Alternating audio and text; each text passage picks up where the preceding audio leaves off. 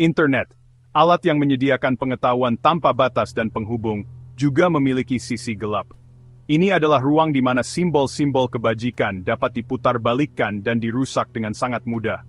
Pada tahun 2016, sebuah tren yang sangat mengganggu muncul, menodai nama baik institusi yang didedikasikan untuk pengembangan pemuda.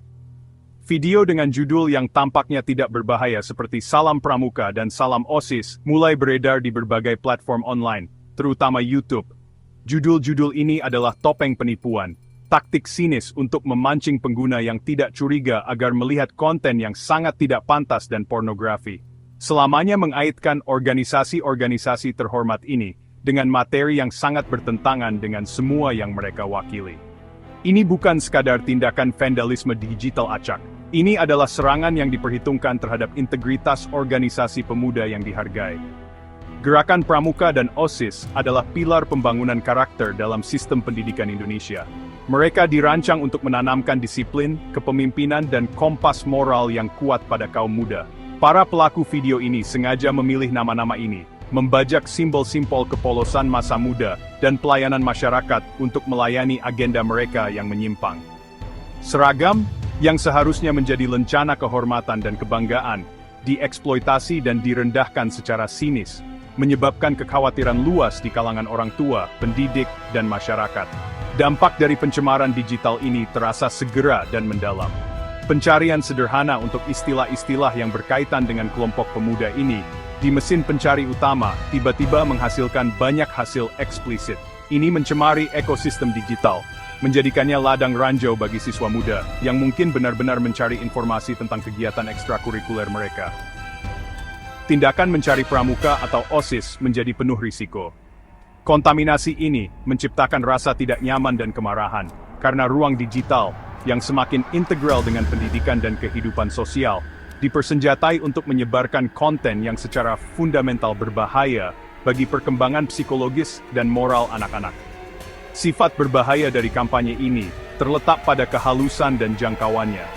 Dengan menggunakan kata kunci yang akrab dan terpercaya, pembuat video ini berhasil menyusup ke ruang online yang sering dikunjungi oleh kaum muda Indonesia. Taktik ini jauh lebih berbahaya daripada pornografi yang diberi label secara terang-terangan, karena menangkap korbannya tanpa persiapan. Ini merupakan pengkhianatan besar terhadap kepercayaan yang kita berikan pada platform digital, dan pengingat yang jelas akan kewaspadaan konstan yang diperlukan untuk melindungi anak-anak kita. Video Salam Pramuka dan Salam OSIS menjadi simbol jenis ancaman baru, di mana yang sakral dibuat profan, dan yang tidak bersalah adalah target utama. Penistaan nama Pramuka tidak dibiarkan begitu saja. Kuartir Nasional Gerakan Pramuka, atau Kuarnas Gerakan Pramuka, badan pengatur resmi, dengan cepat menyadari keseriusan situasi dan menolak untuk diam. Mereka memahami bahwa ini bukan hanya tentang menghapus beberapa video, ini adalah tentang mempertahankan kehormatan dan reputasi organisasi yang telah membentuk generasi Indonesia. Membiarkan video-video ini menyebar secara online akan menjadi penerimaan diam-diam terhadap fitnah, mengikis kepercayaan publik, dan merusak pekerjaan positif jutaan pramuka di seluruh Nusantara. Organisasi itu tahu bahwa respons yang kuat, tegas, dan resmi sangat penting untuk merebut kembali identitas mereka dari cengkeraman kebejatan online. Dipimpin oleh ketuanya pada saat itu, Adiaksa Daud, Kuarnas Pramuka mengambil tindakan nyata. Pada tanggal 13 April 2016, sebuah surat resmi disusun dan dikirim langsung kepada Menteri Komunikasi dan Informatika, Rudiantara. Ini bukan sekadar keluhan, melainkan petisi resmi, tuntutan yang jelas dan tidak ambigu untuk intervensi pemerintah. Surat itu mengungkapkan kegelisahan mendalam organisasi atas penyalahgunaan nama dan simbolnya dalam konten pornografi. Itu adalah permohonan agar negara menggunakan wewenangnya dan membersihkan internet dari kekotoran ini. Secara khusus meminta penghapusan semua video yang terkait dengan kata kunci Pramuka dan OSIS untuk melindungi generasi muda bangsa. Surat kepada Kementerian Komunikasi dan Informatika adalah langkah pertama yang penting. Tetapi Kuarnas Pramuka memahami bahwa pendekatan multi-arah diperlukan untuk mengatasi masalah yang begitu meresap. Oleh karena itu, Salinan surat tersebut didistribusikan secara luas kepada sejumlah otoritas dan pemangku kepentingan terkait lainnya, memastikan pesan tersebut didengar di berbagai sektor pemerintah dan masyarakat. Penyebaran strategis ini bertujuan untuk menciptakan front persatuan melawan konten tersebut, menyoroti pentingnya masalah ini di luar batas-batas satu kementerian. Itu adalah seruan untuk bertindak, memobilisasi koalisi untuk membela kesejahteraan digital anak-anak Indonesia, dari mereka yang berusaha mengeksploitasi mereka. Daftar penerima salinan surat menunjukkan sifat komprehensif dari permohonan tersebut. Itu termasuk kantor tertinggi di negara ini, Presiden Republik Indonesia, serta Kepala Kepolisian Nasional, atau Kapolri, menunjukkan potensi sifat kriminal dari unggahan tersebut. Penerima lainnya adalah Kementerian Koordinator Pembangunan Manusia dan Kebudayaan, Kementerian Pendidikan dan Kebudayaan, Komisi Perlindungan Anak Indonesia, atau KPAI, dan bahkan Country Head Google Indonesia. Jangkauan luas ini menggarisbawahi keyakinan bahwa melindungi anak-anak secara online adalah tanggung jawab bersama, membutuhkan upaya kolaboratif dari penegak hukum, pembuat kebijakan, kelompok advokasi anak, dan raksasa teknologi yang mengatur platform digital ini. Meskipun tindakan cepat dan tegas diambil oleh Gerakan Pramuka dan perhatian selanjutnya dari pemerintah, pertanyaan krusial tetap tidak terjawab hingga hari ini. Siapakah dalang di balik kampanye jahat ini? Siapakah individu atau kelompok yang bertanggung jawab untuk memproduksi, mengunggah, dan menandai video-video ini untuk sengaja mencoreng citra organisasi pemuda yang dihormati? Bertahun-tahun telah berlalu sejak protes awal pada 2016, namun identitas pelakunya, dalang digital yang menarik tali dari balik bayangan, tetap menjadi misteri yang membuat frustrasi dan mengganggu. Anonimitas ini menyoroti tantangan signifikan dalam mengawasi luasnya, dan seringkali tanpa hukumnya internet. Investigasi terhadap sumber video Salam Pramuka dan Salam OSIS menemui jalan buntu. Meskipun konten itu sendiri ditangani melalui permintaan penghapusan, melacak unggahan kembali ke individu tertentu, terbukti menjadi tugas yang sangat kompleks. Para pelaku kemungkinan menggunakan berbagai metode untuk mengaburkan jejak digital mereka, seperti person activating VPN software on laptop, hands holding burner phone, someone creating temporary email account on computer at stock debut equally, jaringan pribadi virtual, akun sementara, dan informasi pengguna palsu. Kemampuan untuk beroperasi tanpa hukuman dari balik layar adalah salah satu bahaya terbesar internet. Ini memungkinkan pelaku jahat untuk menyebabkan kerugian luas tanpa menghadapi konsekuensi langsung, meninggalkan institusi dan penegak hukum untuk membersihkan puing-puing digital yang mereka tinggalkan. Kurangnya resolusi dalam kasus ini meninggalkan rasa kerentanan yang membekas. Ini berfungsi sebagai pengingat yang jelas bahwa meskipun kita dapat bereaksi terhadap konten berbahaya dengan menuntut penghapusannya, mencegah kemunculan awalnya adalah tantangan yang jauh lebih besar.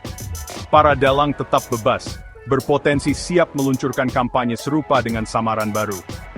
Musuh tak terlihat ini mewakili ancaman yang gigih, tidak hanya bagi Pramuka atau OSIS, tetapi bagi organisasi atau individu manapun yang bisa menjadi target.